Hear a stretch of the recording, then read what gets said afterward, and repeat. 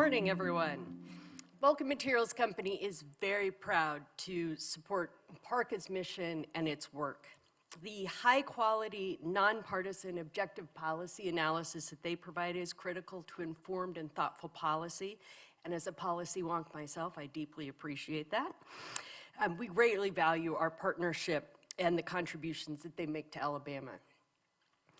Mental health matters at Vulcan Materials. A person's state of mind, the challenges that they're experiencing at home or at work can affect their physical safety, their productivity, their judgment. And so in 2022, we launched our Under the Hard Hat initiative, emphasizing attention to mental health, promoting awareness, providing resources, and creating an environment that encourages employees to address their mental health challenges. Our Vulcan's commitment to mental health is one of the reasons I'm particularly honored to introduce Alabama's Speaker of the House of Representatives, Nathaniel Ledbetter, this morning. As mayor of Rainsville, and for those of you who are transplants like me, I'm going to asterisk this and say in DeKalb County in the northeast part of the state, because I still haven't memorized all the counties yet, Speaker Ledbetter made creating jobs his top priority. But he also championed projects including the Tom Bevel Enrichment Center, the Field of Dreams Sports Complex, and the Rainsville Public Library, which created a sense of community and opportunities for engagement and belonging, which are critical to mental health. Then in 2014, he won a seat in the Alabama House of Representatives and became Speaker of the House in 2023.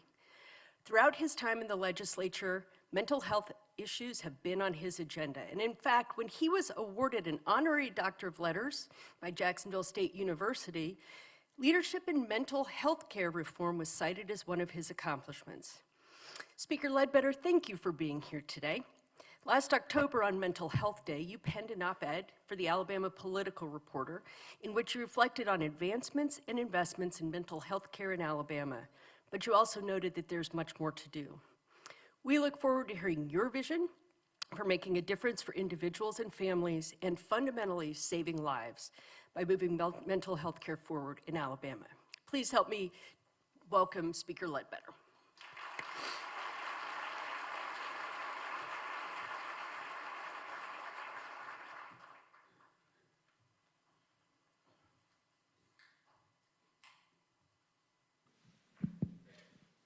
Well, certainly a pleasure to be here this morning, and you know, it's exciting to see this many people turn out when we're talking about mental health. And I will give you kind of a rundown of how I got involved in it. I really have never been engaged, never knew anything about mental health. And as majority leader, I've told this story before, but you know, it was one of those days when we work in the legislative body. Let me start over. She was talking about DeKalb County and Rainsville. I know there's a lot of people in here. Does anybody in here really know where Rainsville is? If you do, raise your hand. That's a lot more than I thought, or some of you's telling me a story one. But I spoke to a group in Birmingham not long ago. There's about this many people in the Grocery Association. There's about 5 people raised their hand. There's 2 in the back done this. And I said, well, they think they know, but they don't. And I told them, I said, don't worry if you don't know where Rainsville is. I said, there's people in Rainsville that don't know where Birmingham is, so you're okay. You know, the thing about it is we never know when we are working with the public or if we're working in any type business when we may face somebody that's got mental health issues. And it was never something that was on my radar. But I can say this, I can say nobody in here is exempt from it. And I think if you look back over your life or the people you know or the people that you love, there's somebody that's been affected with the mental health. And when I first got involved in it, I never had been. I really didn't know anything about it. But it's one of the things I really believe God puts you where He wants you to be. And I believe that. I believe you're here for a reason today. Each and every one of you have a message to carry back to your community about what you learned today about mental health. I don't think there's any question about there you wouldn't be here. You know, but the thing about it was one of those days as majority leader at the time and as speaker, my schedule is real hectic. As a matter of fact, I got home last night at about 7 o'clock, got up at 5:30 this morning to come down here. And that's kind of how my week goes.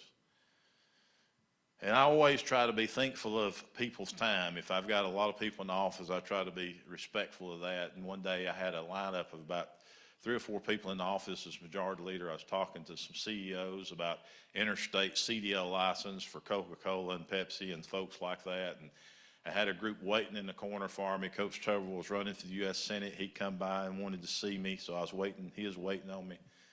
And I'm thinking the whole time I need to be respectful of everybody's time. I need to move on and go to the next group. So I got done with the CEOs and got to the next group. And they come and sat around my conference table and they started telling me what they were there for. And it was CED Mental Health, which is from my area, which is Cherokee, Etowah, and DeKalb. They were telling me about the issues and the lack of funding for mental health. And I was trying to say, okay, thank y'all for coming. Got to the lady at the end of the table.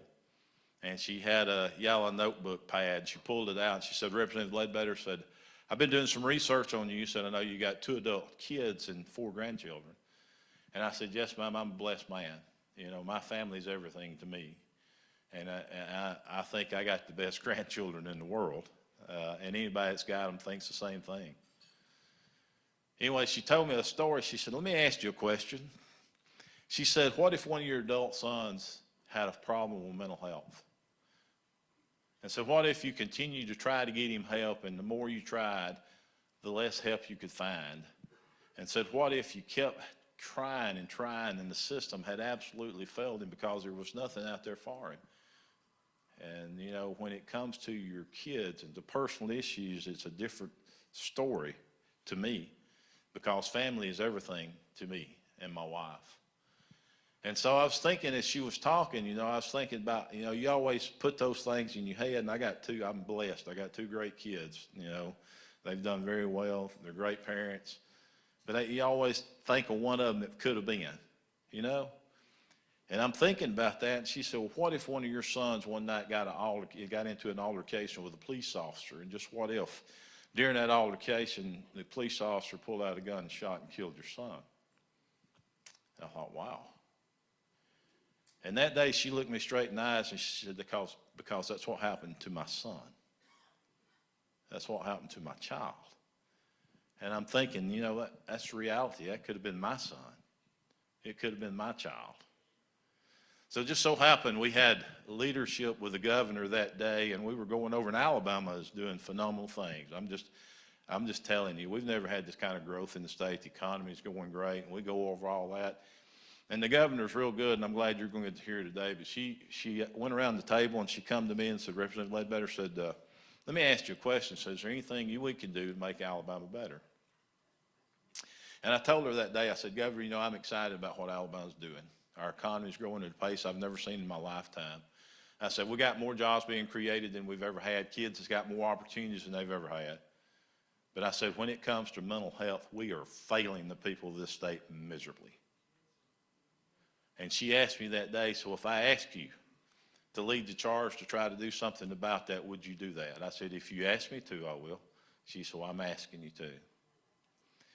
So I went back to the office, and our staff that still works with us actually today, I told them, I said, you know, so I just got back from the governor's office, and she's asked us to look at, see what we can do about mental health in the state of Alabama. And I said, you know, I always believe that you're put there for a reason, just like I started out with the conversation. God puts you where he wants you to be. And I said, he's put us in a position to do something about mental health in this state. And I said, it's a higher calling than the governor, in my opinion. So from that, we started a committee and formed with people all across the state, with probate judges, with mental health coordinators, with, you know, people in every walk of life, from police officers to school teachers. And we had them all at the table. And we tried to come up with the best things we could do to try to advance mental health in the state of Alabama. And I hate to say this, but it's a fact. The people that squeaks the least gets the least. The mental health crisis in our state was not being addressed because it was not being able to be addressed by the people that needed it. I mean, that's just a fact. We were spending nothing on mental health. When we had the crisis of budgeting in the early, 2010, the commissioner knows. The easiest thing to cut was the people that wasn't going to make the loudest noise. Think about that. I'm telling you, this is reality. The easiest thing to cut is the people that doesn't make the largest or the loudest noise. So who was that? It was mental health. Now, we were down to nothing. So anyway, we started the process, and I had a young lady from my district, and it was kind of interesting. I was talking to my superintendent, and I said, you know, we're going to be working on this mental health crisis interstate. And I said, I know you've hired a mental health coordinator, and I want you to come and tell us why you did that. And I said, how's that working for you? He told me, he said, Nathaniel, it's the best thing I've ever done. I said, really? I said, well, then you are obligated to the people of this state to come and show up at one of those committee meetings and tell us why. Well, he did. He came that day, but he didn't tell us why. He let the young lady that he had hired tell us why, what was going on, and how it was affecting the kids in their school. And I was shocked when I seen the number of children that she was dealing with on a daily basis, on a weekly basis. And I thought, if it's happening in rural Alabama, in Fort Payne, Alabama, it's happening all across our state. So the very first thing we did is we found the money, and then we passed the bill to put mental health coordinators in every school district in this state. And as today, Alabama has got a mental health coordinator in every school system in the state because of the work that she had done and what she had shown us. But you know, we started out from little or nothing. So we still got a ways to go.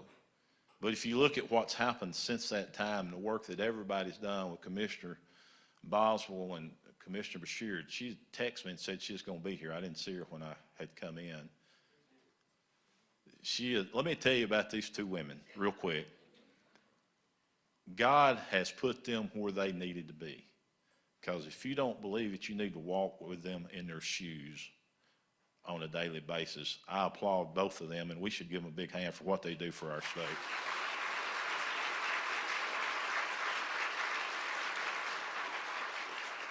I'm at Christmas. I'm going to change my speech a little bit. So I'm at Christmas. Now, it's during the holidays. I get a call from Lynn. She said, you know, we started the journey on these crisis care centers, but because of some issues with my family and what I need to do, I'm going to retire. And that was the sweetest phone calls I've ever had, and I thank you for that. But, you know, it mattered to her. It matters to Lynn. It matters to Commissioner Boswell. I mean, it matters to all these people. It's not a job. It's about helping people in mental crisis. You know, after the work that committee had done and what the commissioner's done and the governor and all across the state, we went from zero. We went from nothing, basically. Today, we've got mental health coordinators in every school system. We've got 7 crisis care centers across the state. We've got 15 mobile units. We've got stepping up program for every county in the state. We got peer-to-peer program. And we just put $5 million in a Veterans Resource Center for mental health. You know, we have spent now over $300 million on mental health since that day that we sat down and talked to the governor till today. But we still got a ways to go. You know, there's issues that we've got to face, and we got to think about how we do that. And one of those is long-term mental health care. And we don't have the type of long-term beds we need in Alabama. And we continuously put pieces of the puzzle together. And I talk about this all the time, and I really believe this. When we started the process and started doing the programs, it's a little by little. We still have a ways to go, but we're a lot further than we was just 5 years ago or 6 years ago. And I'm going to close by telling this story. And I told you when we first started, you know, I had never been affected with mental health. I knew nothing about it. The United States last year had over 42,000 people commit suicide. As of last year, children under the age of 18, the number 1 cause of death is suicide. What are we doing? We have got a crisis not only in Alabama, but in this country. And for us to fix it, it's going to take all of us.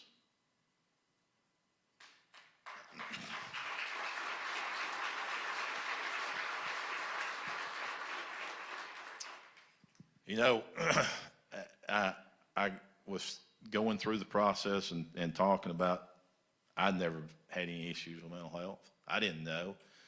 But things happen in your life that you don't expect. I get a call one night from one of my closest friends that I used to work with, and he said, "You're not going to believe this." I said, "What is it?" He said, "Richard had just committed suicide." I said, "You're wrong."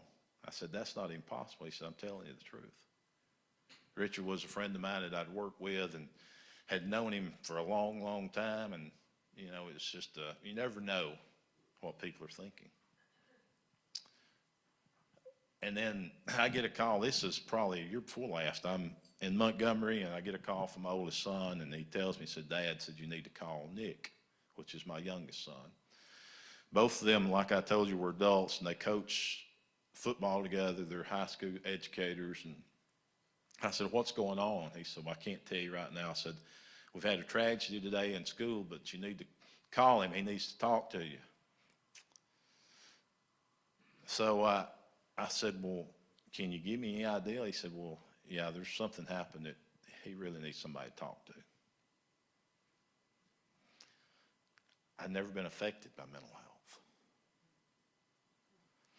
So I get in touch with him, and he said, "Dad," he said, "one of my football players said his dad had gotten in a real bad situation, and said he told him, he said, I'm gonna shoot myself." He pulled out the gun in front of the 15-year-old kid and said, "You know, I don't want to be here no more." And he said, the boy tried to continue to talk him out of it and continue to talk him out of it. He couldn't do it. His dad committed suicide in front of the 15-year-old boy. But this is what affected our family. Because when it happened, the kid's nervous. He picks up his phone and he calls his mom. And guess what? His mom doesn't answer. So guess who the next person was that he called? He called his football coach. I'd never been involved in mental health until I was. It affects all of us at some point. We got work to do. We've come a long ways, but we have got a long ways to go. And PARCA, thank you for this event today. I'm telling you, it's important. It's important to our state and to the people of this state and the people of this country. And I can't applaud you enough, because what they told us when they come in and say, we didn't know if we need to have the event about mental health. We do a lot of other things, but when we had it, we had the biggest registration. It sold out, I believe is what you told me. It just shows you the need and what we need to do with mental health. Let me close with saying it's certainly an honor to be here this morning. Thank you for what you're doing. I cannot thank you enough. I see the mental health folks that I work with in the state across the room, and it's a calling. You know, these people don't do it because it's a job, because they can go get a job anywhere.